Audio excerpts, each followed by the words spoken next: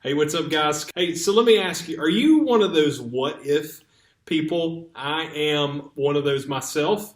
I'm often considering, what if this happens? What will I need? How, even today, it's going to be cold and rainy today. Like, what do I need to do to prepare for that? Maybe you're one of those people, maybe you're not. But I can guarantee you it's likely that we've all found ourselves there in this season, ranging from small what if situations to maybe some larger ones. So maybe some of these sound familiar to you. What if I never get away from these people? How many of us have found ourselves there, right? What if we can't find toilet paper? What if there's no toilet paper in this house? What if I run out of my favorite snack? What if I don't get to be with that friend that I haven't seen in so long? Maybe some more serious ones. What if my parent loses their job? What if we don't get a normal summer vacation time? What if there's no prom, there's no graduation? The list can go on, ranging from just kind of small, minuscule things to major things. What if the worst thing happens? And that's what this last section of Habakkuk chapter 3 shows us, that you can actually be anxious and joyful at the same time. So how in the world, you might be saying, Brandon, can you be anxious and joyful at the same time? The answer: turn your what ifs into even ifs. So in this last section of Habakkuk 3 in verse 16, we see this fear of Habakkuk has come out physically in him. He's exhausted. He's inwardly and emotionally just in turmoil. He has anxiety as his heart is pictured as just racing in this moment.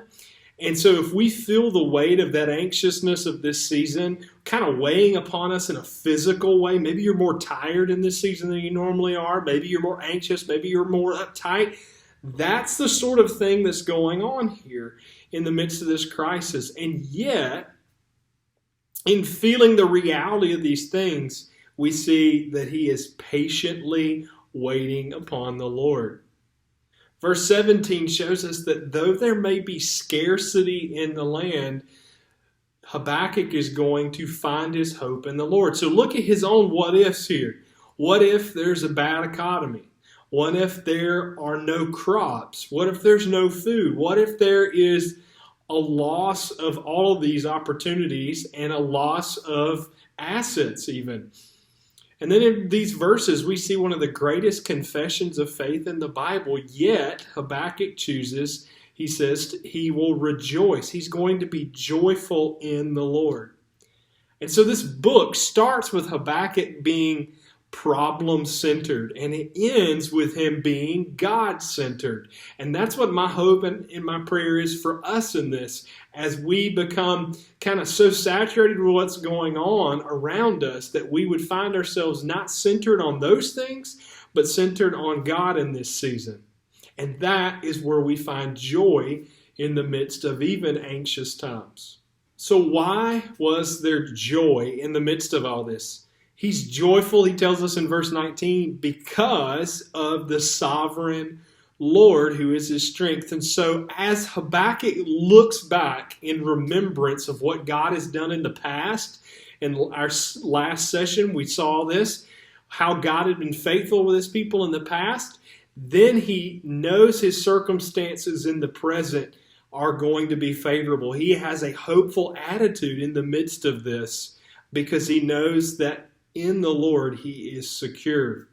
And so we, however, have what Habakkuk doesn't. Habakkuk has seen the past history of God's people, but we not only have that, we have the assurance of what God is up to in the end.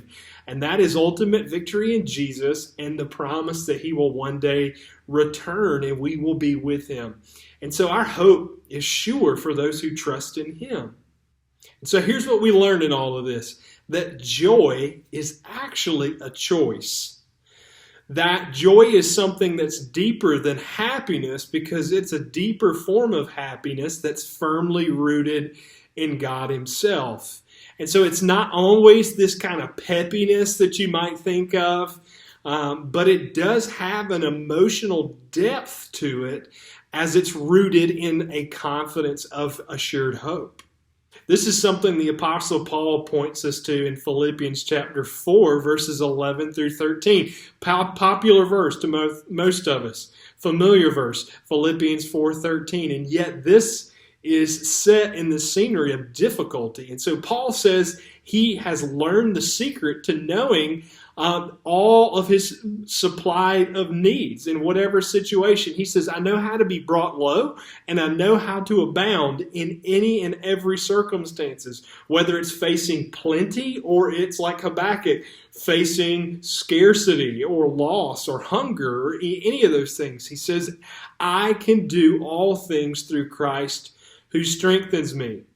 Now that verse is usually thrown out as kind of a claim to assure us of a favorable circumstance no matter what.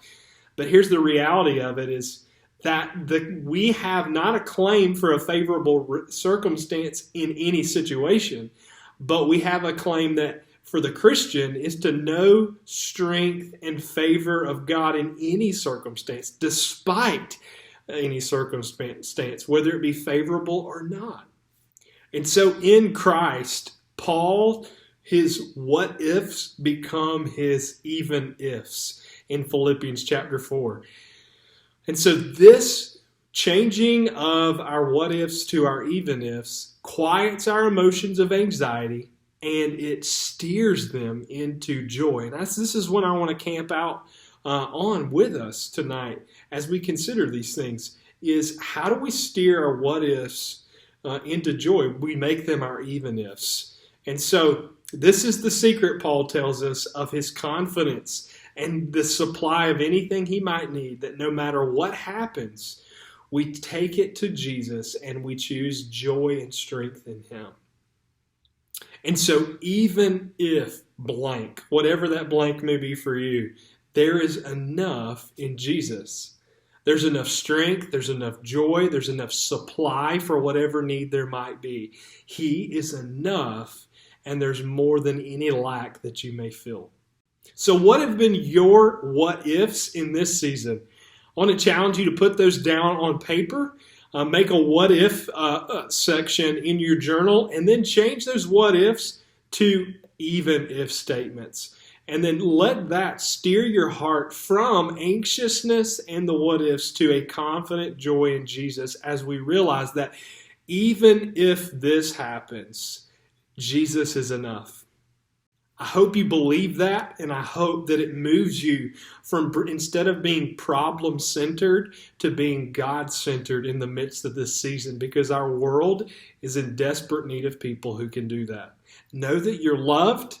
And we can't wait to begin joining with you very soon, hopefully here as soon as the rain allows us to here, for us to join face-to-face, because that's what real fellowship is about. So be on the lookout for those opportunities soon where we'll be able to gather together face-to-face. We love you. We can't wait for that day.